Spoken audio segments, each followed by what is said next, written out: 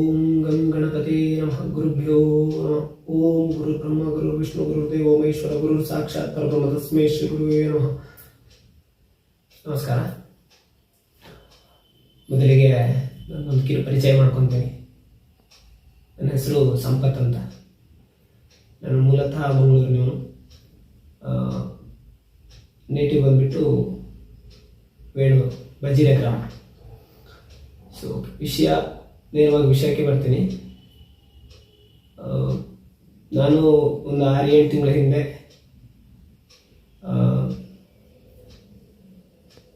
ನಮ್ಮ ಗುರುಗಳಾದಂತಹ ತಿಲಕ್ ರಾಜ್ ಅವ್ರ ಜೊತೆ ಅವರಿಂದ ದೀಕ್ಷೆ ಪಡೆದು ದೈವ ರಕ್ಷೆ ಮಂತ್ರ ಸಿದ್ಧಿ ಅನ್ನೋ ತರಗತಿಯಲ್ಲಿ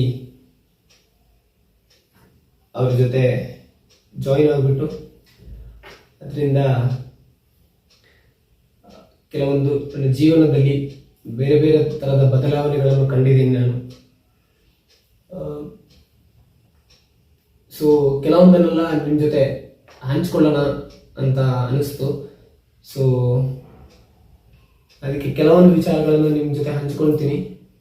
ಸೊ ನೀವು ಯಾರಾದರೂ ಇಂಟ್ರೆಸ್ಟೆಡ್ ಇದ್ದರೆ ಈ ಕ್ಲಾಸ್ನ ಜಾಯಿನ್ ಆಗಿಬಿಟ್ಟು ತುಂಬ ಅನುಭವಗಳನ್ನು ಪಡ್ಕೋಬೋದು. ಮೊದಲಿಗೆ ನಾನು ಈ ದೈವ ರಕ್ಷೆ ಮಂತ್ರ ಸಿದ್ಧಿ ಈ ತರಗತಿ ವಿಷಯವಾಗಿ ಸ್ವಲ್ಪವಾಗಿ ಮಾತಾಡ್ತೀನಿ. ಆಮೇಲೆ ನನಗೆ ಕೆಲವೊಂದು ಆದ ಅನುಭವಗಳನ್ನು ನಿಮ್ಮ ಜೊತೆ ಹಂಚ್ಕೊಳ್ತೀನಿ. ಆಮೇಲೆ ನನಗೆ ನನ್ನ ಫ್ರೆಂಡ್ಸ್ಗಳು ಕೇಳಿರುವಂತಹ ಕೆಲವು ಪ್ರಶ್ನೆಗಳನ್ನು ಯಾವ ಥರ ಉತ್ತರಗಳನ್ನು ಕೊಟ್ಟಿದ್ದೀನಿ ಅನ್ನೋ ವಿಚಾರಗಳನ್ನು ತಿಳಿಸ್ತೀನಿ.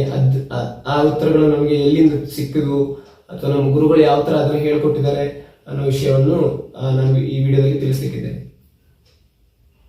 ಸರಿ, ನನಗೆ ಇವಾಗ ದೈವ ರಕ್ಷೆ ಮಂತ್ರ ಸಿದ್ಧಿ ಅಂತಂದ್ರೆ ತುಂಬಾ ಜನ ಕೇಳಿದ್ರು, ಏನು ಕಾನ್ಸೆಪ್ಟ್ ಏನು ಅಂತ. ನಮ್ಮ ಫ್ಯಾಮಿಲಿಯಲ್ಲೂ ಕೇಳಿದ್ರು, ಆಮೇಲೆ ನಮ್ಮ ಫ್ರೆಂಡ್ಸ್ಗಳು ಕೇಳಿದ್ರು ಏನು ಕಾನ್ಸೆಪ್ಟ್ ಅಂತ.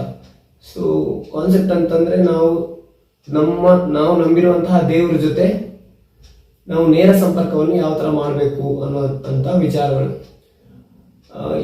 ಇದರಿಂದ ಏನು ನಮಗೆ ಉಪಯೋಗ ಆಗುತ್ತೆ ಅಂತಂದ್ರೆ, ನಾವೇನಾದ್ರೂ ನಮ್ಮ ಇಷ್ಟಾರ್ಥಗಳನ್ನು ಸಿದ್ಧಿ ಮಾಡ್ಕೋಬೇಕು ಅಂದ್ರೆ, ಇಷ್ಟಾರ್ಥಗಳನ್ನು ನೆರವೇರಿಸ್ಕೊಳ್ಬೇಕು ಅಂತಂದ್ರೆ, ನಾವು ಈಗ ಎಕ್ಸಾಂಪಲ್ ಜನರಲ್ ಆಗಿ ನಾನು ಹೇಳ್ಬೇಕು ಅಂತಂದ್ರೆ, ನಾವು ಒಂದ್ ಕಡೆ ಹೋದ್ರೆ, ಒಂದು ದೇವಸ್ಥಾನಕ್ಕೆ ಹೋದ್ರೆ ಆ ದೇವಸ್ಥಾನಕ್ಕೆ ಹರಕೆ ಹೊತ್ಕೊಳ್ಳೋದು, ಇನ್ನೊಂದು ಮನೆಯಲ್ಲಿ ದೈವ ಬಂದ್ರೆ ದೈವಕ್ಕೆ ಹರಕೆ ಹೊತ್ಕೊಳ್ಳೋದು, ಆತರ ಕಂಡಲ್ಲಿ ದೇವರಿಗೆಲ್ಲ ಹರಕೆ ಹೊತ್ಕೊಂಡು ಅದು ಯಾವುದೂ ಆಗದೇ ಇಲ್ಲ ಕೊನೆಗೆ. ಸೊ ಇದರಿಂದ ಈ ತರಗತಿಯಿಂದ ಏನು ನಮಗೆ ಐಡಿಯಾ ಸಿಗುತ್ತೆ ಅಂತಂದ್ರೆ, ಸೊ ನಾವು ಯಾವ ತರ ದೇವ್ರ ಹತ್ರ ಬೇಡ್ಕೋಬೇಕು, ನಮ್ಗೆ ಯಾವ ತರ ಸಿಗುತ್ತೆ, ನಾವು ಯಾವ ತರ ಬೇಡ್ಕೊಂಡ್ರೆ ನಮ್ಗೆ ಯಾವ ತರ ಅದರದ್ದು ಫಲ ಸಿಗುತ್ತೆ ಅನ್ನೋ ವಿಚಾರಗಳನ್ನು ಈ ತರಗತಿಯಲ್ಲಿ ಹೇಳ್ಕೊಡ್ತಾರೆ ಗುರುಗಳು. ಆಮೇಲೆ ಇನ್ನೂ ಕೆಲವು ಫ್ರೆಂಡ್ಸ್ಗಳ ಕ್ವಶನ್ಗಳು ಏನಿತ್ತು ಅಂತ ಅಂದ್ರೆ, ಇವಾಗ ನೀನು ನಾನ್ ವೆಜ್ ಎಲ್ಲ ತಿನ್ನಲ್ವಾ ಅಂತ ಕೆಲವೊಂದೆಲ್ಲ ಕ್ವಶನ್ಗಳು ಬಂತು. ಸೊ ಅಬ್ವಿಯಸ್ಲಿ ನಾನು ನಾನ್ ವೆಜ್ಗಳು ತಿಂತೀನಿ. ಇದರಲ್ಲೂ ಇದು ಯಾಕೆ ಅಂತಂದ್ರೆ, ನಮ್ಮ ಗುರುಗಳು ಒಂದು ದೈವರಕ್ಷೆ ಮಂತ್ರ ಸಿದ್ಧಿ ತರಗತಿಯಲ್ಲಿ ಹೇಳ್ಕೊಟ್ಟಿದ್ದಾರೆ ಇದನ್ನು. ಸೊ ಆಹಾರ ಪದ್ಧತಿ ಅಂತ ಒಂದು ಕ್ರಮ ಬರುತ್ತೆ. ಅದರಲ್ಲಿ ಸಾತ್ವಿಕ ಆಹಾರ, ರಾಜಸ ಆಹಾರ, ತಾಮಸ ಆಹಾರ ಅಂತ ಬರುತ್ತೆ. ಸೊ ಯಾವ್ಯಾವ ಆಹಾರ ಪದ್ಧತಿಗಳಿದೆ, ಅದನ್ನ ಯಾವ್ಯಾವ ತರ ಪಾಲಿಸ್ಕೋಬೇಕು ಅನ್ನೋದನ್ನು ಆ ತರಗತಿಯಲ್ಲಿ ಗುರುಗಳು ತಿಳಿಸ್ಕೊಟ್ಟಿದ್ದಾರೆ ನಮಗೆ. ಆಮೇಲೆ ಬೇರೆ ವಿಷಯಗಳು ಹೇಳ್ಬೇಕು ಅಂತಂದ್ರೆ, ಯಾವ ತರ ನಾವು ರುದ್ರಾಕ್ಷಿ ಆಗ್ಬೋದು. ಅಂದ್ರೆ ರುದ್ರಾಕ್ಷಿ ಅಂತಂದ್ರೆ, ನಾವು ಈಗ ಜಪಕ್ಕೆ ಯೂಸ್ ಮಾಡ್ಬೇಕಂದ್ರೆ ಜಪಮಾಲೆನ ಯೂಸ್ ಮಾಡ್ತೀವಿ. ಆ ಜಪಮಾಲೆನ ಯಾವ ತರ ಪ್ರಾಣ ಪ್ರತಿಷ್ಠೆ ಮಾಡೋದು, ಅದರಲ್ಲಿ ಏನು ಸ್ಟೆಪ್ಸ್ಗಳನ್ನ ಫಾಲೋ ಮಾಡಬೇಕು ಅದನ್ನು ನೀಟಾಗಿ ಹೇಳ್ಕೊಟ್ಟಿದ್ದಾರೆ ನಮ್ಮ ಗುರುಗಳು. ಆಮೇಲೆ ನಾವು ಯಾವ ತರ ಮಂತ್ರನ ಸಿದ್ಧಿ ಮಾಡ್ಕೋಬೇಕು, ಅದಕ್ಕೆ ಏನೇನು ಪ್ರೊಸೀಜರ್ಸ್ ಇದೆ, ನಾವು ಎಷ್ಟು ದಿನ ಅನುಷ್ಠಾನ ಮಾಡಬೇಕು. ಅನುಷ್ಠಾನದಲ್ಲಿ ಈಗ ನೋಡಿ, ನಿತ್ಯಾನುಷ್ಠಾನ ಬೇರೆ ಇರುತ್ತೆ, ಮತ್ತೆ ನಾವೇನಾದ್ರೂ ಸಿದ್ಧಿ ಮಾಡ್ಬೇಕಂದ್ರೆ ಅದರ ಅನುಷ್ಠಾನಗಳು ಬೇರೆ ಇರ್ತವೆ. ಸೊ ಆ 2 ಅನುಷ್ಠಾನಗಳ ಬಗ್ಗೆ ಯಾವ ತರ ಮಾಡಬೇಕು, ನಿತ್ಯಾನುಷ್ಠಾನ ಯಾವ ತರ ಮಾಡಬೇಕು, ನಾವು ಯಾವ ತರ ದೇವರ ಹತ್ರ ಅಫರ್ಮೇಶನ್ ಮಾಡಬೇಕು, ಯಾವ ತರ ಬೇಡ್ಕೋಬೇಕು ಅನ್ನೋದನ್ನ ತುಂಬಾ ಚೆನ್ನಾಗಿ ಹೇಳ್ಕೊಟ್ಟಿದ್ದಾರೆ. ದೈವರಕ್ಷ ಮಂತ್ರ ಸಿದ್ಧಿ ತರಗತಿಯಲ್ಲಿ ತುಂಬಾ ಚೆನ್ನಾಗಿ ಹೇಳ್ಕೊಟ್ಟಿದ್ದಾರೆ. ನೆಕ್ಸ್ಟ್ ಬಂದ್ಬಿಟ್ಟು ಸಿದ್ಧಿ ಆದ್ಮೇಲೆ ನಾವು ಸಿದ್ಧಿ ಅಂದ್ರೆ ಮಂತ್ರ ಸಿದ್ಧಿ ಮಾಡಿದ್ಮೇಲೆ ಅದನ್ನ ಯಾವ ತರ ಹೋಮ ಮುಖೇನ ವಿನಿಯೋಗ ಮಾಡಬೇಕು, ಅಂದ್ರೆ ದೇವರಿಗೆ ಯಾವ ತರ ಸಮರ್ಪಣೆ ಮಾಡಬೇಕು ಅನ್ನೋದನ್ನು ಆ ತರಗತಿಯಲ್ಲಿ ನಮಗೆ ಹೇಳ್ಕೊಟ್ಟಿದ್ದಾರೆ. ಸೊ ನಾನೊಂದು ನನ್ನ ಎಕ್ಸ್ಪೀರಿಯನ್ಸ್ ನಾನು ನಿಮ್ಗೆ ಶೇರ್ ಮಾಡಕ್ಕೆ ತುಂಬಾ ಇಷ್ಟಪಡ್ತೀನಿ. ನೀವು ನಂಬ್ತೀರೋ ಇಲ್ಲ ಗೊತ್ತಿಲ್ಲ, ಬಟ್ ನನ್ನ ಎಕ್ಸ್ಪೀರಿಯನ್ಸ್ ನಾನು ನಿಮ್ಗೆ ಹೇಳ್ತೀನಿ. ಸೊ ನವರಾತ್ರಿ ಸಮಯದಲ್ಲಿ ಕಳೆದ ನವರಾತ್ರಿ ಸಮಯದಲ್ಲಿ ನಾನು ಅನುಷ್ಠಾನದಲ್ಲಿ ವ್ರತದಲ್ಲಿದ್ದೆ. ಸೊ ಆ ಸಮಯದಲ್ಲಿ ಆದಂತಹ ಎರಡು ಅನುಭವಗಳನ್ನ ನಿಮ್ಗೆ ಸಣ್ಣದಾಗಿ ಹೇಳ್ತೀನಿ. ಸೊ ಓಕೆ, ನಾನು ಇದೇ ಪ್ಲೇಸ್ ಅಲ್ಲಿ ನಾನು ಜಪಕ್ಕೆ ಕೂರ್ತೀನಿ. ನನ್ನ ಗುರುಗಳು ಹೇಳ್ಕೊಟ್ಟಂತಹ ವಿಧಾನಗಳನ್ನು ಪಾಲಿಸ್ತೀನಿ. ಸೊ ನಾನು ನವರಾತ್ರಿ ಸಮಯದಲ್ಲಿ ಜಪಕ್ಕೆ ಕೂತಿರ್ಬೇಕಂತಂದ್ರೆ ಒಂದು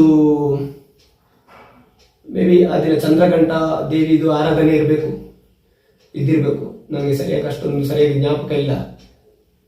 ಸೊ ನಾನು ಜಪಕ್ಕೆ ಕೂತಿರ್ಬೇಕಾದ್ರೆ ಜಪ ಮಾಡ್ತಾ ಮಾಡ್ತಾ ಮಾಡ್ತಾ ಫುಲ್ ಡೀಪ್ ಆಗಿ ಒಳಗಡೆ ಹೋಗಿರ್ತೇನೆ. ಸೊ ಆ ಸಮಯದಲ್ಲಿ ಒಂದು ಬಿಳಿ ಸೀರೆ ಹಾಕೊಂಡು ಒಂದು ದೇವಿ ಬಂದು ನನ್ನ ಜೊತೆ ಕುತ್ಕೊಂಡು ನಾನು ಜಪ ಮಾಡ್ಬೇಕಾದ್ರೆ ನನ್ನ ಜೊತೆ ಕುತ್ಕೊಂಡಿರೋ ತರ ನನಗೆ ಅನಿಸಿದೆ, ಫೀಲ್ ಆಗಿದೆ. ಆಮೇಲೆ ನನ್ನ ಬೆನ್ ಹಿಂದ್ಗಡೆ ಆ ಕಡೆ ಈ ಕಡೆ ಮೂವ್ ಆದಂಗೆ, ಮೂವ್ಮೆಂಟ್ ನಡ್ಕೊಂಡು ಆಚೆ ಹೋದಂಗೆ ಈ ತರ ಎಲ್ಲ ಫೀಲ್ ಆಗಿದೆ. ಆ ಸಮಯದಲ್ಲಿ ನಾನು ನವರಾತ್ರಿ ಸಮಯದಲ್ಲಿ ನಾನು ಒಬ್ಬನೇ ಇದ್ದೆ, ನನ್ನ ಫ್ಯಾಮಿಲಿ ಎಲ್ಲ ಊರಲ್ಲಿತ್ತು. ಸೊ ನಾನು ಒಬ್ಬನೇ ಇದ್ದೆ ಇಲ್ಲಿ. ಸೊ ಇದೊಂದು ನನಗೆ ಒಂದು ಅನುಭವ. ಇದು ಇನ್ನೊಂದು ಅನುಭವ ಅಂತಂದ್ರೆ, ನಾವು ಒಂದ್ ಕಡೆ ಟೆಂಪಲ್ಗೆ, ನಮ್ದೊಂದು ಭಜನಾ ಮಂಡಳಿ ಇದೆ ಬೆಂಗಳೂರಲ್ಲಿ. ಸೊ ಅದರ ಕಡೆಯಿಂದ ನಾವು ನವರಾತ್ರಿ ಭಜನೆಗೆ ಅಂತ ಒಂದ್ ಕಡೆ ಸಾದಹಳ್ಳಿಗೆ ಹೋಗಿದ್ವಿ. ಸೊ ಅಲ್ಲಿ ದೇವಸ್ಥಾನ ಭಜನೆ ಮುಗಿಸ್ಕೊಂಡು ಕೊನೆಗೆ ನನಗೆ ಏನನ್ನಿಸ್ತು ಅಂತಂದ್ರೆ, ಇನ್ನೊಂದ್ಸಲ ಅಲ್ಲಿ ದೇವಿ ದರ್ಶನ ಮಾಡ್ಬೇಕು ಅಂತ ತುಂಬಾ ಅನಿಸ್ತು. ಸೊ ನಾನು ನನ್ನ ಕೆಲವು ಗೆಳೆಯರ ಜೊತೆ ಇನ್ನೊಂದ್ಸಲ ಹೋಗೋಣ ದೇವಸ್ಥಾನಕ್ಕೆ ಅಂತ ಅಂದ್ಬಿಟ್ಟು ಅವ್ರ ಹತ್ರ ರಿಕ್ವೆಸ್ಟ್ ಮಾಡ್ಕೊಂಡಾಗ ಅವರು ಖುಷಿ ಪಟ್ಟು ಹೋಗೋಣ ಅಂತ ಹೇಳ್ಬಿಟ್ಟು ಬಂದ್ರು ನನ್ನ ಜೊತೆ. ಸೊ ನಾವು ಆ ದೇವಸ್ಥಾನಕ್ಕೆ ಹೋದ್ವಿ. ಅದು ವನದುರ್ಗ ದೇವಸ್ಥಾನ, ದುರ್ಗಾ ಪರಮೇಶ್ವರಿ ಅಮ್ಮನವರ ದೇವಸ್ಥಾನ ಅದು. ಸೊ ಅಲ್ಲಿ ಹೋದ ತಕ್ಷಣ ನನಗೆ ಸ್ವಲ್ಪ ಕುತ್ಕೋಬೇಕು, ಸ್ವಲ್ಪ ಜಪ ಮಾಡಬೇಕು ಅಂತ ಒಂದು ಮನಸ್ಸಿಗೆ ಬಂತು. ಸೊ ನಾನು ಅಲ್ಲಿ ಜಪಕ್ಕೆ ಕೂತಾಗಿ ನನಗೆ ಅಲ್ಲಿ ಫುಲ್ ಸೌಂಡ್ ಇತ್ತು, ಚೆಂಡೆ ಬಡಿತಾ ಇದ್ರು, ಗಂಟೆಗಳು ಕೇಳ್ತಾ ಇದ್ವು. ಆದ್ರೂ ನಾನು ಫುಲ್ ಒಳಗಡೆ ಡೀಪ್ ಆಗಿ ಹೋಗಿದ್ದೆ. ಸೊ ಅವಾಗ ನನಗೊಂದು ಒಳ್ಳೆ ಎಕ್ಸ್ಪೀರಿಯನ್ಸ್ ಆಯ್ತು. ಅದನ್ನು ನಾನು ನಿಮ್ ಜೊತೆ ಶೇರ್ ಮಾಡ್ಕೊತಾ ಇದ್ದೀನಿ. ಒಂದು ಬ್ಲೂ ಹ್ಯಾಂಡ್, ಒಂದಿಷ್ಟು ಹ್ಯಾಂಡ್.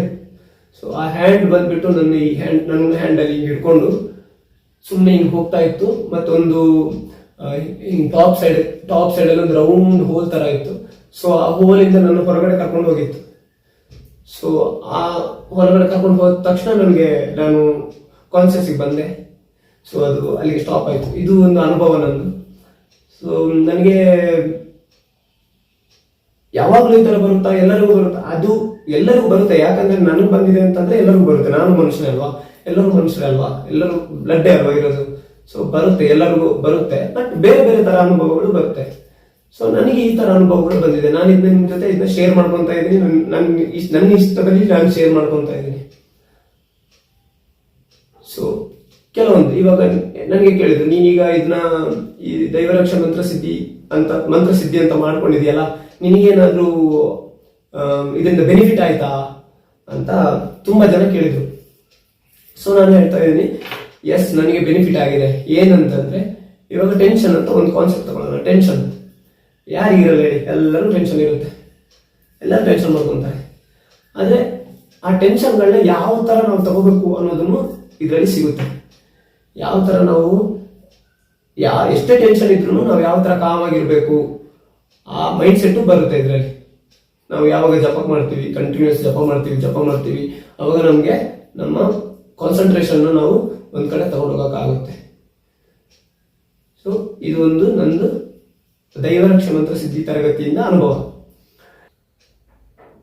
ಸೊ ಇನ್ನೊಂದು ವಿಚಾರ, ನಮ್ಗೆ ಇನ್ನೊಬ್ರು ಗೆಳೆಯರು ಕೇಳಿದ್ರು, ಸೊ ಯಾರು ಮಾಡ್ಬೋದು, ಯಾರ್ಯಾರು ಜಾಯಿನ್ ಆಗ್ಬೋದು, ಈಗ ನನಗೆ ಮದುವೆ ಆಗಿದೆ, ನನಗೆ ಫ್ಯಾಮಿಲಿ ಇದೆ, ನಾನು ಜಾಯಿನ್ ಆಗ್ಬೋದಾ, ನಾನು ಲೇಡೀಸ್, ನಾನು ಜಾಯಿನ್ ಆಗ್ಬೋದಾ, ಈ ಥರ ಎಲ್ಲ ಕೆಲವೊಂದು ಕ್ವಶನ್ಗಳನ್ನು ಕೇಳಿದ್ದಾರೆ. ಸೊ ಇದಕ್ಕೆ ಮದುವೆ ಆಗಿದ್ದೀರಾ ಅಥವಾ ಮದುವೆ ಆಗಿದ್ದೀರಾ ಅಥವಾ ಲೇಡೀಸ್ ಗರ್ಲ್ಸ್ ಅದರಲ್ಲಿ ಯಾವುದು ಜೆಂಡರ್ ಡಿಫ್ರೆನ್ಷಿಯೇಷನ್ ಏನೂ ಇಲ್ಲ. ಇದರಲ್ಲಿ ಯಾರು ಬೇಕಾದರೂ ಮಾಡ್ಬೋದು. ಆದರೆ ಕೆಲವೊಂದು ಅದರದ್ದೇ ಆದ ವಿಧಿವಿಧಾನಗಳನ್ನು ಫಾಲೋ ಮಾಡಬೇಕು. ಇದು ತುಂಬ ಇಂಪಾರ್ಟೆಂಟ್. ಅದರದ್ದೇ ಆದ ವಿಧಾನಗಳನ್ನು ಫಾಲೋ ಮಾಡುವಂಥದ್ದು ತುಂಬ ಇಂಪಾರ್ಟೆಂಟ್. ಅದನ್ನೆಲ್ಲ ತರಗತಿಗಳಲ್ಲಿ ಹೇಳ್ಕೊಡ್ತಾರೆ, ಯಾವ ಥರ ನಾವು ಫಾಲೋ ಮಾಡಬೇಕು ಅಂತ ಅದನ್ನ ತರಗತಿಗಳಲ್ಲಿ ಹೇಳ್ಕೊಡ್ತಾರೆ ಗುರುಗಳು. ಸೊ ಇದಿಷ್ಟು ದೈವ ರಕ್ಷೆ ಮಂತ್ರ ಸಿದ್ಧಿ ತರಗತಿದ್ದು ವಿಚಾರಗಳು. ಆಮೇಲೆ ನಮಗೆ ಇನ್ನೂ ಕೆಲವೊಂದು ವಿಚಾರಗಳು ಅಂತಂದ್ರೆ ಯಂತ್ರ ತಂತ್ರ ಮಂತ್ರ ಸಾಧನೆ ಅಂತ ಒಂದು ತರಗತಿನ ಮಾಡಿದ್ದಾರೆ ನಮ್ಮ ಗುರುಗಳು. ಸೊ ಈಗ ತುಂಬಾ ಜನ ಅನ್ಕೊಂತಾರೆ ತಂತ್ರ ಅಂತಂದ್ರೆ ಏನು ಮಾಟ ಮಂತ್ರ ಮಾಡ್ತಾರೆ ಆ ಥರ ಅನ್ಕೊಂತಾರೆ. ಸೊ ತಂತ್ರ ಅಂದ್ರೆ ಆ ಥರ ಅಲ್ಲ. ತಂತ್ರ ಅಂತಂದ್ರೆ ನಮಗೆ ಇವಾಗ ಏನೋ ಒಂದು ಸಮಸ್ಯೆ ಇದೆ, ಆ ಸಮಸ್ಯೆನ ನಾವು ಯಾವ ಥರ ಬಗೆಹರಿಸ್ಕೋಬಹುದು, ಈಸಿಯಾಗಿ ಯಾವ ಥರ ಬಗೆಹರಿಸ್ಕೋಬಹುದು ಅನ್ನೋಂತಹ ವಿಚಾರ. ಎಕ್ಸಾಂಪಲ್ ಯಾವ ಥರ ಅಂತಂದ್ರೆ ನನಗೀಗ ವ್ಯಾಪಾರ ಆಗ್ತಾ ಇಲ್ಲ, ನನ್ನೊಂದು ಅಂಗಡಿ ಇದೆ, ನನಗೆ ವ್ಯಾಪಾರ ಆಗ್ತಾ ಇಲ್ಲ, ಯಾವ ಥರ ವ್ಯಾಪಾರನ ನಾವು ವೃದ್ಧಿಸ್ಕೋಬಹುದು, ಅದ್ರ ಬಗ್ಗೆ ಅದಕ್ಕೆ ಯಾವ ತಂತ್ರಗಳನ್ನ ಯೂಸ್ ಮಾಡಬೇಕು, ಯಾವ ಥರ ಮಾಡಬೇಕು ಆ ತಂತ್ರಗಳನ್ನ ಅನ್ನೋ ವಿಚಾರಗಳನ್ನು ತಿಳಿಸ್ತಾರೆ. ಅಥವಾ ನಮಗೆ ಒಬ್ರು ಯಾವಾಗಲೂ ತೊಂದರೆ ಕೊಡ್ತಾ ಇರ್ತಾರೆ. ನಮ್ಮ ಮಂಗಳೂರು ಲ್ಯಾಂಗ್ವೇಜಲ್ಲಿ ಹೇಳ್ಬೇಕು ಅಂತಂದ್ರೆ ಉಪದ್ರವಂಪಿ ಅಂತ ಹೇಳ್ತಾರೆ, ಉಪದ್ರವಂಪಿ ಅಂತ. ಸೊ ಯಾವಾಗಲೂ ರಿಪೀಟೆಡ್ ನಮಗೆ ತೊಂದರೆ ಕೊಡ್ತಾ ಇರ್ತಾರೆ ಅಂತಂದರೆ ಅವ್ರು ಯಾವ ಥರ ತೊಂದರೆ ಕೊಡದೇ ಇರೋಂಗೆ ಕೆಲವೊಂದು ತಂತ್ರಗಳನ್ನು ಯೂಸ್ ಮಾಡೋದು ಅನ್ನೋ ವಿಚಾರಗಳನ್ನು ಅದರಲ್ಲಿ ಹೇಳ್ತಾರೆ. ಸೊ ಇದಿಷ್ಟು ತಂತ್ರ ಮಂತ್ರ ತರಗತಿ ವಿಚಾರ. ಇದೇ ಜನವರಿ 24ಕ್ಕೆ ಇನ್ನೊಂದ್ಸಲ ಕ್ಲಾಸ್ ಮಾಡ್ತಾ ಇದ್ದಾರೆ ಗುರುಗಳು. ದೈವರಕ್ಷೆ ಮಂತ್ರ ಸಿದ್ಧಿ ಅನ್ನುವಂಥ ತರಗತಿನ ಮತ್ತೆ ಪ್ರಾರಂಭ ಅಂತಲ್ಲ, ಸೊ ಮತ್ತೆ ರಿಪೀಟ್ ಮಾಡ್ತಾ ಇದ್ದಾರೆ. ಸೊ ಯಾರಾದರೂ ಇಂಟ್ರೆಸ್ಟೆಡ್ ಇದ್ರೆ ನನ್ನ ಕಾಂಟ್ಯಾಕ್ಟ್ ಮಾಡಿದ್ರು ಓಕೆ, ಅಥವಾ ಗುರುಗಳನ್ನು ಕಾಂಟ್ಯಾಕ್ಟ್ ಮಾಡಿದ್ರು ಹಾಕಿ ಓಕೆ. ಯೂಟ್ಯೂಬಲ್ಲಿ ನೀವು ಕಾಂಟ್ಯಾಕ್ಟ್ ಮಾಡಿ ಆ ನಂಬರ್ ತಗೊಂಡು ಅಲ್ಲಿಂದ ಕಾಂಟ್ಯಾಕ್ಟ್ ಮಾಡ್ಬೋದು. ಡೈರೆಕ್ಟಾಗಿ ಕಾಂಟ್ಯಾಕ್ಟ್ ಮಾಡಿದ್ರು ಅವರು ರಿಪ್ಲೈ ಮಾಡ್ತಾರೆ. ಸೊ ಇದು ಆಮೇಲೆ ನಾನು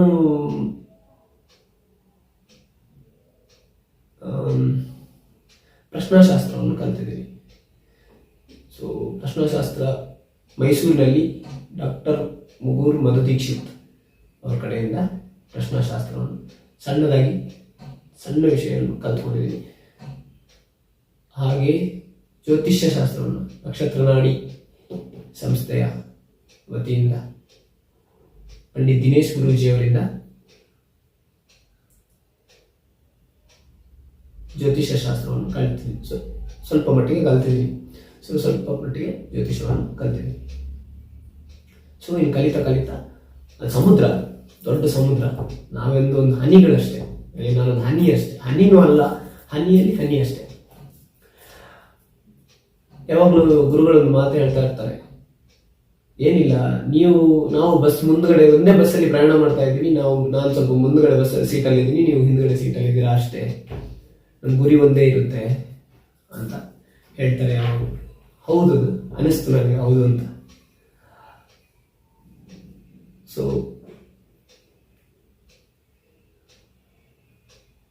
ಇನ್ನೊಂದು ವಿಚಾರ ಅಂತಂದ್ರೆ ನನಗೆ ಕೆಲವರು ಇನ್ನೊಂದು ಕ್ವಶನ್ ಕೇಳಿದ್ರು ಅಂತಂದ್ರೆ, ಆಗ್ಲೇ ಅದನ್ನ ಹೇಳಿದೆ, ಬಟ್ ಇನ್ನೊಂದು ಪಾಯಿಂಟ್ ನೆನಪು ಅಂತ ಆಕ್ಚುಲಿ. ಸೊ ಏನ್ ಕೇಳಿದ್ರು ಅಂತಂದ್ರೆ, ಇವಾಗ ಮಂತ್ರ ಸಿದ್ಧಿ ಆದ್ಮೇಲೆ ನಿಮ್ಗೆ ಏನ್ ಬೆನಿಫಿಟ್ ಅಂತ ಕೇಳಿದ್ರು. ಸೊ ಕೆಲವರ ಈಗ ದೇವ್ರನ್ನೆಲ್ಲ ನಂಬದೇ ಇರೋರು ಇರ್ತಾರೆ. ಸೊ ಅದು ಏನು ಮಾಡೋಕ್ಕಾಗಲ್ಲ, ನಾವು ಒತ್ತಾಯ ಪೂರ್ವಕ ನಂಬಿ ಅಂತ ಹೇಳಿದ್ರೆ ಅದು ಆಗಲ್ಲ. ಯಾಕಂತಂದ್ರೆ ಅವ್ರ ಮನಸ್ಸಿಂದ ಬರಬೇಕು. ಮನಸ್ಸಿಂದ ಬಂದು ಅವ್ರು ನಂಬಿದ್ರು, ಅವಾಗ ಅದರಿಂದ ಫಲ ಸಿಗುತ್ತೆ. ಗುರುಗಳು ಹೇಳ್ತಾರೆ ಯದ್ಭಾವಂ ತದ್ಭವತಿ ಅಂತ. ನಮ್ಮ ಮನಸ್ಸಲ್ಲಿ ಏನು ಭಾವನೆಗಳು ಬರ್ತವೆ ಅದು ಆಗುತ್ತೆ ಅಂತ. ಸೊ ಯಾವಾಗಲೂ ಅದನ್ನೇ ಯೋಚನೆ ಮಾಡ್ತಾ ಅದ್ರ ಬಗ್ಗೆ ಇದ್ರೆ ಅದು ಖಂಡಿತವಾಗಿ ನೆರವೇರುತ್ತೆ. ನನ್ನ ಲೈಫಲ್ಲಿ ಆಗಿದೆ, ನಿಮ್ಮ ಲೈಫಲ್ಲೂ ಆಗುತ್ತೆ. ಅಂದರೆ ನನಗೆ ನಾಳೆ 1 ಕೋಟಿ ಬೇಕು ಅಂತಂದರೆ ಕೋಟಿ ಸಿಗಲ್ಲ. ಅದು ನಿಮ್ಮ ಮನಸ್ಸು ಒಪ್ಕೊಳ್ಳಲ್ಲ ಫಸ್ಟ್ ಆಫ್ ಆಲ್. ಯಾಕಂದ್ರೆ ಮನಸ್ಸು ಕೇಳುತ್ತೆ ನಿಮಗೆ 1 ಕೋಟಿ ಎಲ್ಲಿಂದ ಬರಬೇಕಪ್ಪ ಅಂತ ಕೇಳುತ್ತೆ. ಸೊ ಆ ಥರ ಎಲ್ಲ ಆಗಲ್ಲ. ನೀವು ಹಿಂಗೆ ಅನ್ಕೋಬೋದು, ನನಗೊಂದು ಈ ಮಂತ್ 10,000 ಬೇಕಪ್ಪ ಅಂತ, 10,000 ಸಿಗುತ್ತೆ ಅಂತ ಅನ್ಕೊಂಡ್ರೆ ಬರುತ್ತೆ ನೋಡಿ 10,000 ಬರುತ್ತೆ ಅಂತ ಅನ್ಕೊಂಡ್ರೆ ಯಾವುದಾದ್ರೂ ಒಂದು ಮೂಲದಿಂದ ನಿಮಗೆ ಖಂಡಿತವಾಗ್ಲೂ ಬಂದೇ ಬರುತ್ತೆ. ಇವತ್ತು 10,000 ಹೇಳ್ಬಿಟ್ಟು ನಾಳೆ 15,000 ಅಂತ ಹೇಳಿದ್ರೆ ಬರಲ್ಲ. ಇದು ವೆರಿ ಕ್ಲಿಯರ್. ನೀವು ಒಂದು ವಿಷಯದ ಮೇಲೆ ಸ್ಟಿಕ್ ಆನ್ ಆಗಿರಬೇಕು. ಯದ್ಭಾವಂ ತದ್ಭವತಿ. ಸೊ ಇದೊಂದು ವಿಚಾರ ನಾನು ದೈವರಕ್ಷೆ ಮಂತ್ರಸಿದ್ಧಿ ತರಗತಿಯಿಂದ ತಿಳ್ಕೊಂಡಿರುವಂಥದ್ದು.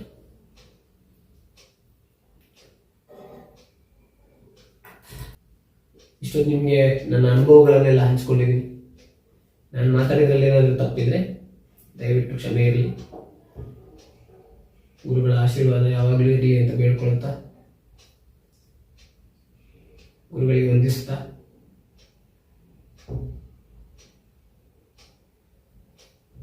ನನ್ನ ಅನುಭವವನ್ನು ಹಂಚ್ಕೊಳ್ಳೋಕೆ ಅವಕಾಶ ಮಾಡಿಕೊಂಡಂತಹ ಗುರುಗಳಿಗೆ ಧನ್ಯವಾದಗಳು. ನಮಸ್ತೆ.